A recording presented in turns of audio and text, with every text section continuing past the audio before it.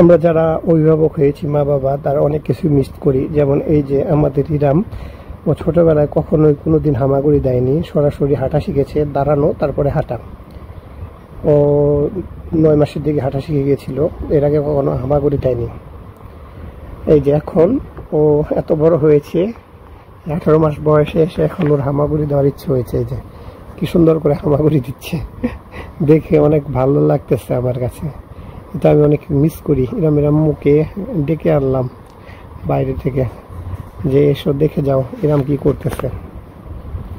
যখন হামাগুড়ি দেওয়ার বয়স ছিল তখন হামাগুড়ি দেয়নি, এখন দিতেছে হামাগুড়ি। ইরামের আম্মু এসে দেখে অবাক হলো। ইরামের আম্মু বলতেছিল ওকে এখন হামাগুড়ি দিতে দিও না, ওর আঠুয়ার হাত ছুলে যাবে। এই যে ইরাম এই বয়সে এসে হামাগুড়ি দিচ্ছে। কিন্তু একটা সমস্যা, এই যে কোথাও ময়লা দেখলে সেটা এনে আবার দেখাবে যে এখানে ময়লা। এই যে ওর হাতে একটু ময়লা ভরছে, সেটা এনে আমাদেরকে দেখাচ্ছিল যে এখানে ময়লা। এই বিষয়গুলো যারা অভিভাবক হয়েছে তারাই বুঝতে পারবে যে বাচ্চাদের এই ছোট ছোট মুহূর্তগুলো মা বাবার কাছে কতটা স্পেশাল হয়। আমাদের কাছে ইরামের এই মুহূর্তগুলো অনেক স্পেশাল। ইরাম এই পানির পটটা নিয়ে খুব সুন্দর খেলে। এই যে আমাদের রুম থেকে এসে ওর আন্টির রুমে চলে আসলো। এখানে আমাদের বাসার এক ভাড়াটিয়া থাকে, লাগে, তার রুমে চলে আসছে। এই যে সুন্দর পানির পটটা নিয়ে চলে আসছে। ও আবার এই পানির পটের হেডও খুলতে পারে, মুখাটাও সুন্দর করে খুলতে পারে টুইস্ট করে। কীভাবে শিখেছে জানি না, আমাদেরকে দেখে একাই শিখে ফেলেছে এটা কীভাবে খুলতে হয় বা লাগাতে হয় মুখাটা। মুখে লাগানো কিন্তু এটা ক্রিয়েটিভ কাজ, ছোটো বাচ্চারা এটা শিখতে অনেক সময় লাগে। ইরাম একা একাই শিখে ফেলেছে আমাদেরকে দেখে। আমরা আগে লাগিয়ে রাখতাম যাতে খুলে পানি না, ও সেটা দেখে শিখে ফেলেছে। এই যে এসে ওর আন্টির ফ্রিজ এসে এখানে এসে খেলছে, আন্টির রুমে চলে আসছে। মাঝে মাঝে আন্টির রুমে চলে এসে খাবার খেয়ে যাওয়া, খোদা লাগলে আন্টির রুমে এসে বলবে ভাত দিতে বা বিস্কিট রুটি যেটাই থাকবে ওটা হচ্ছে খেয়ে নিবে। এই যে আন্টির রুমে চলে আসলো, এখান থেকে আবার বাইরে বের হয়ে গেছে।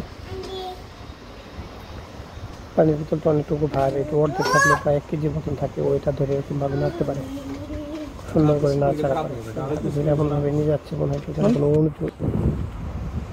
এই যে ইরামকে গোসল টোসল করিয়ে নিয়ে আসলাম দুপুরে। ওকে গোসল করানোর পর এই যে রুমে এনে আটকে রেখেছি, বাইরে অনেক গরম।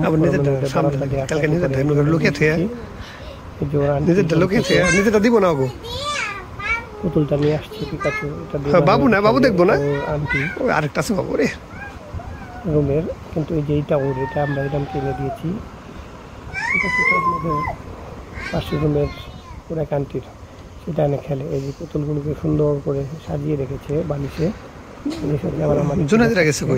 বাবু বাবু এরকম বলতেছে, বাবুকে শুয়ে দিয়েছি। প্রায়শই এরকম খেলা। গ্রামের আম্মু পাশেই জানালাতে দাঁড়িয়েছিল জোনায়েদদেরকে ডাকতে।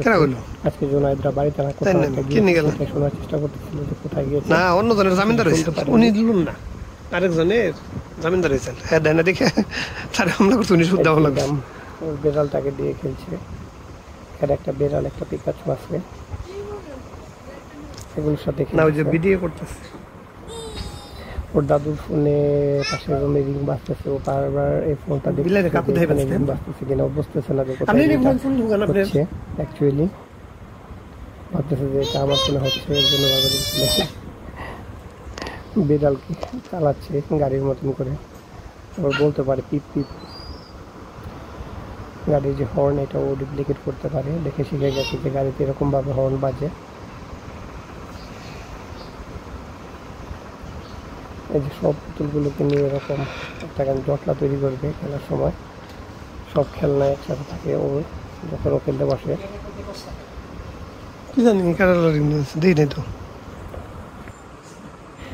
প্রায়শই দুপুরে বেশি গরম পড়লো আমরা রুমে আটকে রাখি। আমাদের ঘরটা পশ্চিম দিকে মুখ করা, এই জন্য দুপুরের পরে অনেক রোদ পড়ে বারান্দাতে। পশ্চিম দিকে বারান্দা থাকলে ওকে আটকে রাখি যাতে ও রোদে ঘোরাঘুরি না করতে পারে। রোদ পড়লে বারান্দাতে ফুলে একদম ঘেমে যায়। এই যে গরম চলে এখনো ঘেমে আছে, একটু আগে গোসল করিয়ে আনা হয়েছে, তারপরেও বারান্দাতে গেছিলো, ঘেমে গেছে।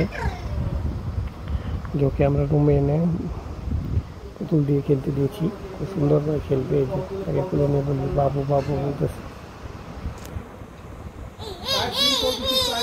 পুতুলটা পেয়ে খুব খুশি। আঙ্কেল এই পুতুলটা খুব পছন্দ করে।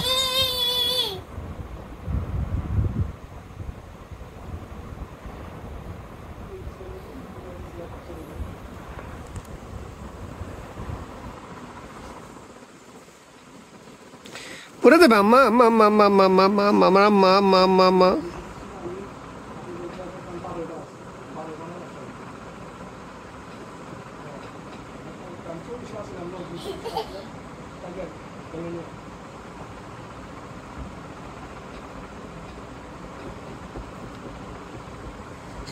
Yes,